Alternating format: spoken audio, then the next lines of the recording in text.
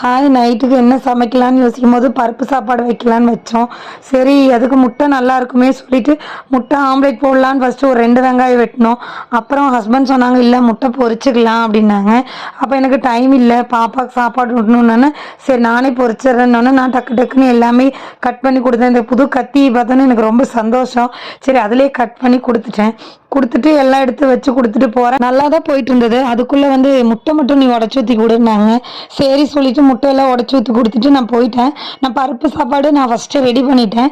சரி பாப்பாவுக்கு சாப்பாடு விடலான்னு போயிட்டேன். அதுக்குள்ள முட்டை மட்டும் உடச்சி ஊற்றி கொடுத்துட்டு போனால் இதெல்லாம் முடிஞ்ச அந்த பாத்திரம் நிலமை ரொம்ப மோசமாயிருச்சு.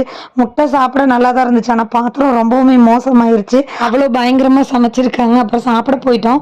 நாங்கள் பருப்பு சோறு முட்டை பின்ன இவங்களுக்கு மிச்சர் கூட இருந்தால் தான் சாப்பிட முடியும்ட்டாங்க. அப்புறம் மிச்சர் வச்சு கொடுத்து சாப்பிட்டுட்டு கொஞ்ச நேரம் வெளியே நின்னோம். நிலா ரொம்ப அழகாக இருந்துச்சு. அப்புறம் பேசிட்டு பாப்பாவை தூங்க வச்சுட்டு நாங்களும் தூங்கிட்டோம். பாய்.